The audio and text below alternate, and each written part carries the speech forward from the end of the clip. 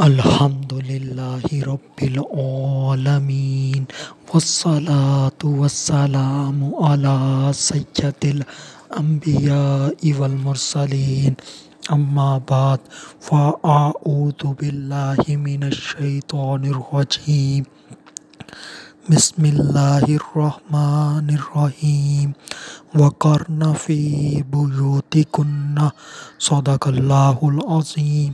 اور اپنے گھروں میں ٹھہری رہو۔ آج کا جو میرا عنوان ہے وہ ہے عورت پردہ کن کن سے کرے۔ درود پاک کی فضیلت نبی اکرم نور مجسم شاہ آدم و بنی آدم سیاہ لامکاں شب اسرا کے دھولا مصطفیٰ جان رحمت صلی اللہ علیہ وآلہ وسلم نے ارشاد فرمایا، جو مجھ پر ایک دن میں 1000 بار درود پاک پڑھے گا وہ اس وقت تک مرے گا نہیں جب تک جنت میں اپنا مقام نہ دیکھ لے۔ صلو علی الحبیب صلی اللہ تعالی علی محمد صلی اللہ علیہ وآلہ وسلم۔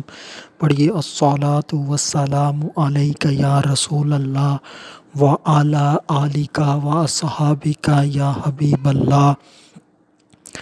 سوال یہ ہے کہ عورت کن کن سے پردہ کرے اور کن کن سے نہ کرے، تو اس کو سمجھنے کے لیے پہلے یہ سمجھیں کہ محرم کون ہوتا ہے، نامحرم کون ہوتا ہے۔ تو محرم کی اقسام کیا ہیں؟ محرم کی تعریف: محرم وہ ہوتا ہے جس سے عورت کا نکاح ہمیشہ ہمیشہ کے لیے حرام ہو۔ اب محرم کی فہرست بتائی جائے گی کہ عورت کے لیے محرم کون کون ہے۔ تو عورت کے لیے جو محرم ہے وہ اس کا پہلے نمبر پر باپ ہے، اس کا دادا ہے، اس کا اس طرح سے پھر اس کا نانا ہے، پھر اس کا نواسا ہے، پھر اس طرح سے اس کا بھتیجا ہے، پھر اس طرح سے چچا ہے، پھر اس طرح سے اس کا ماموں ہے، اس کا بھانجا ہے۔ اس طرح سے اس کی فہرست ہے۔ تو یہ کتاب سے بھی بتا دیتا ہوں: باپ، دادا، چچا، ماموں، نانا، بھائی بتانا بھول گیا، بھائی بھی محرم ہے، بھتیجا، بھانجا، پوتا، پوتا بھی بتانا بھول گیا تھا، پوتا بھی محرم ہے، پھر نواسا۔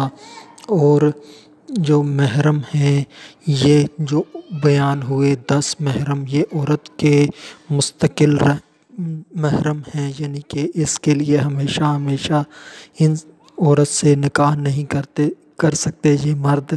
اور ایک ہوتا ہے عارضی محرم، یعنی کہ اگر ایک عورت ہے تو اس عورت کی ایک بہن ہے، تو اب ایک بہن کی شادی ہو گئی تو اب جو اس بہن کا شوہر ہے اور یہ عورت، یہ آپس میں عارضی محرم ہیں، یعنی کہ ان کا آپس میں اس وقت تک، کیونکہ یہ دونوں بہنیں ہیں، دین اسلام میں دونوں بہنوں سے ایک مرد بیک وقت نکاح نہیں کر سکتا، مگر جب ہمارے معاشرے میں دیکھا جاتا ہے کہ جب ایک بہن وفات پا جاتی ہے تو اسی مرد کے نکاح میں دوسری بہن دے دی جاتی ہے، یعنی کہ اس لڑکی کی بہن دے دی جاتی ہے، تو یہ عارضی محرم ہے۔ اب غیر محرم کون کون ہے؟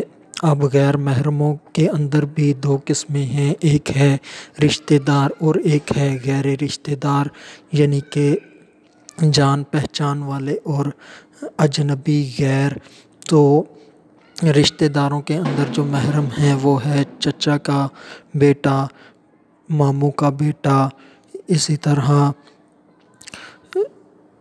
اور پھوپھو کا بیٹا، خالہ کا بیٹا۔ اس طرح سے اس کی وضاحت ہے، یعنی کہ چچا زاد بھائی، ماموں زاد بھائی، پھوپھی زاد بھائی، خالہ زاد بھائی اور دیور اور جیٹھ، یہ بھی غیر محرم ہیں، ان سے بھی پردہ کرے۔ آج کے زمانے کے اندر جو دیور سے پردہ کرنا تو دور کی بات، دیور کے ساتھ جو لڑکیاں ہوتی ہیں وہ ہنسی مذاق کرتی ہیں، ان کے جسموں تک کو چھو لیتی ہیں، ان کے ساتھ ہاتھ ملاتی ہیں۔ تو جس طرح سے دوسرے غیر محرموں سے پردہ ضروری ہے، اس سے بھی پردہ ضروری ہے، بلکہ اس سے تو زیادہ پردے کی ضرورت ہے، کیونکہ یہ جو غیر محرم ہے یہ قریبی ہوتا ہے، اور جو محرم جتنا زیادہ قریبی ہو وہ اتنا ہی خطرناک ہوتا ہے۔ تو کیونکہ یہ تو اس کے ساتھ ان کے گھر میں رہ رہی ہے تو یہ زیادہ خطرناک ہے۔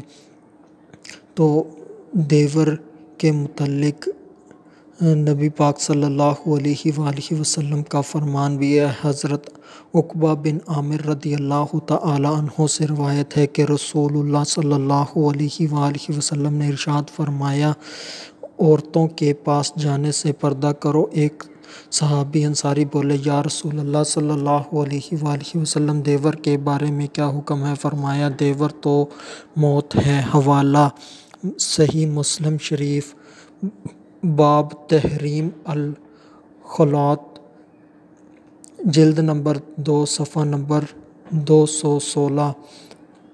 یعنی آدمی جس طرح موت سے دور بھاگتا ہے، عورت کو چاہیے کہ وہ اپنے دیور سے اسی طرح دور بھاگے، یعنی کہ اس کے قریب نہ بیٹھے، اس سے دور رہے، اس سے ہنسی مذاق کرنا، بات چیت کرنا، اس سے مصافحہ کرنا، ان سب چیزوں سے بچے۔ اور اس حدیث کے اوپر وہ عورتیں غور کریں جو اپنے دیور کے ساتھ ہاتھ ملاتی ہیں، ان کے ساتھ ہنسی مذاق کرتی ہیں، بلا جھجک یہ سب کام کرتی ہیں، تو انہیں اللہ پاک سے ڈرنا چاہیے۔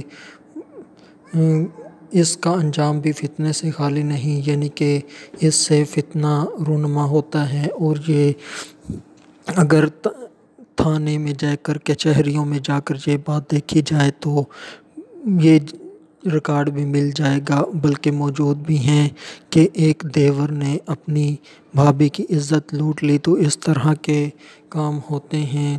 تو عورت اس کو کہتے ہیں جو ستر و حجاب میں رہتی ہو۔ رہنے دیا ہے عورت کو کب؟ عورت اس عریانی نے، یعنی کہ عورت صرف اسی کو کہیں گے جو حجاب والی ہو، جو اپنے جسم کو چھپانے والی ہو، اور عورت اسے نہیں کہیں گے جو باریک لباس پہنتی ہو، تنگ لباس پہنتی ہو، شارٹ لباس پہنتی ہو، وہ عورت نہیں۔ عورت کا معنی ہی چھپی ہوئی ہے، چھپانے کی چیز ہے، جو اپنے آپ کو چھپا لیتی ہے، چھپی ہوئی ہوتی ہے، وہی عورت کہلوانے کی حقدار ہے۔ باقی تو مرد کی مونس انہیں کہہ سکتے ہیں، مگر عورت نہیں کہہ سکتے، نساء نہیں کہہ سکتے، مستورات نہیں کہہ سکتے، کیونکہ یہ مقدس نام ہیں عورت کے۔ تو آخر میں اللہ تبارک و تعالی سے دعا ہے کہ اللہ تبارک و تعالی ہمیں شرم و حیا کا خیال رکھنے کی توفیق عطا فرمائے، ہماری ماں بہنوں کو شرم و حیا کے مطابق زندگی گزارنے کی توفیق عطا فرمائے، پردہ کرنے کی توفیق عطا فرمائے۔ ایک قسم ان میں سے غیر محرم کی رہ گئی، وہ ہے اجنبی، یعنی کہ جو رشتہ دار نہ ہو، چاہے وہ گلی والے ہوں، چاہے وہ دوستوں کے دوست، بھائی کے دوست ہوں، یا جو مرضی بھی جہاں پر کام کرنے والے ہوں، یا جہاں پر پڑھتی ہو وہاں پر اس کے کلاس فیلو ہوں، یہ سارے جو ہیں یہ غیر محرم ہیں، اور ان سے بھی پردہ کرنا ہوگا۔ اور یہ غیر رشتہ دار غیر محرم ہیں تو ان سے بھی پردہ کرنا ہوگا۔ آخر میں اللہ تبارک و تعالی سے دعا ہے کہ اللہ تبارک و تعالی ہمیں نیکیوں کے اوپر رکھے، گناہوں سے بچائے۔ وما علینا الا البلاغ المبین۔